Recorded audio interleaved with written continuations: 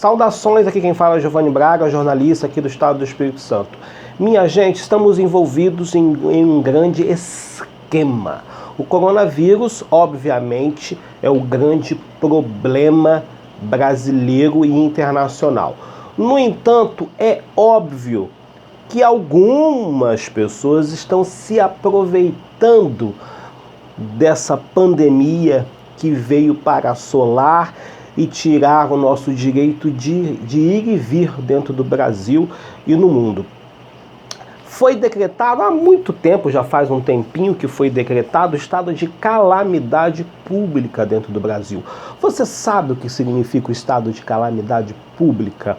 Você sabe quais são os benefícios e os malefícios para o estado de calamidade pública? Você sabe o que acontece quando um país, quando um estado decreta estado de calamidade pública, hein?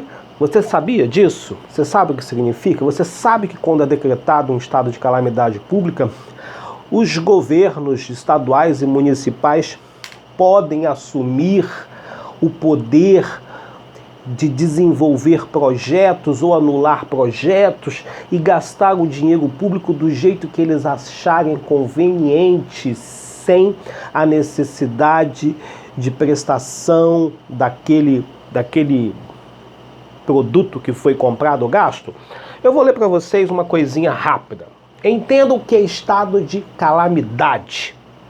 No dia 18 de março de 2020, a Câmara de Deputados brasileira aprovou o projeto do governo que estabelece um estado de calamidade pública por conta do coronavírus. A medida aprovada no Senado pode acarretar, entre outras coisas, o rompimento do teto de gastos.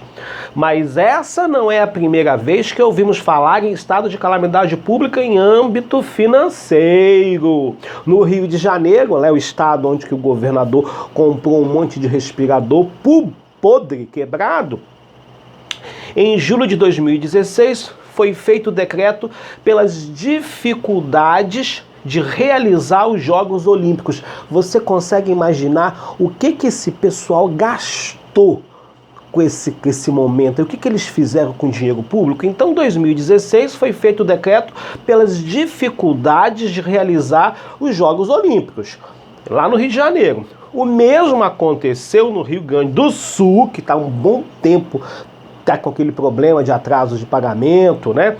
Então, o mesmo aconteceu no Rio Grande do Sul, que em novembro daquele mesmo ano tomou a medida para conter o rombo das contas públicas estaduais. Mas o que? Os decretos permitem que secretários e dirigentes da administração pública estadual adotem medidas excepcionais necessárias à racionalização de todos os serviços públicos. Vamos lá, com certeza essa situação parece ser bastante grave, e é bastante grave, não é mesmo? Calamidades não costumam ser situações positivas. O dicionário as define como desgraças políticas, grandes problemas, catástrofes, mas você sabe o que implica decretar estado de calamidade? Em quais situações ela pode ser usada, o que isso se possibilita, quais são as necessidades, quais são os problemas que são causados por isso? Então, vamos lá. O que é estado de calamidade? O estado de calamidade pública é uma situação anormal em que a capacidade da ação do poder público municipal, estadual, fica seriamente comprometida. Essa situação é fruto de um desastre, não importa ser causado pela natureza ou por outros motivos econômicos, sociais, etc. Nessas situações, o governo federal deve intervir para auxiliar e ajudar. Qual a diferença entre estado de calamidade e estado de emergência? Entre esses dois estados há uma diferença de intensidade. A calamidade pública é mais séria, minha gente. Compromete bastante as possibilidades de resposta do ente.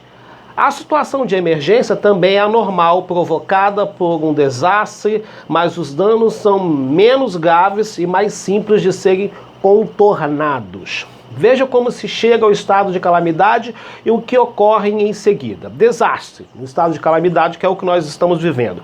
Um desastre natural ou provocado ocorre afetando certo estado ou município.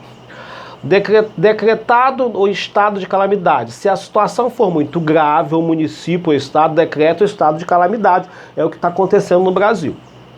O governo federal age da seguinte forma: reconhecida a situação, o governo federal determina quais medidas de apoio serão tomadas e quanto serão gastos nas ações. O governo federal dá aval.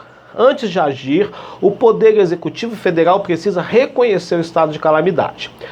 Ações em que o estado de calamidade, o governo federal libera o recurso, quer dizer, o governo federal está liberando o recurso aí para os estados que estão em calamidade. Então, o governo federal está mandando dinheiro.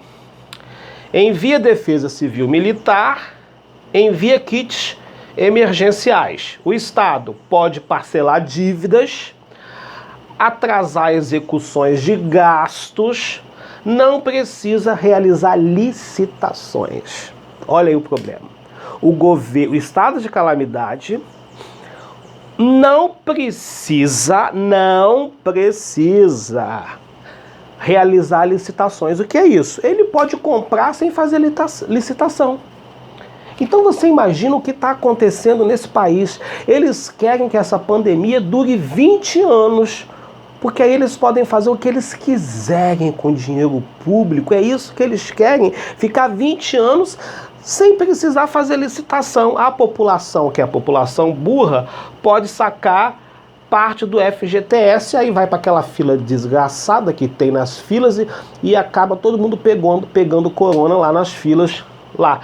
Então, calamidade pública, quem aciona, em que situações? Situação de emergência, enfim, é tudo isso. Calamidade pública, no fundo, é importante, o governo federal ajuda, mas e os governos? Eles fazem o que eles querem com o dinheiro que é encaminhado para eles. Olho aberto. Olho aberto.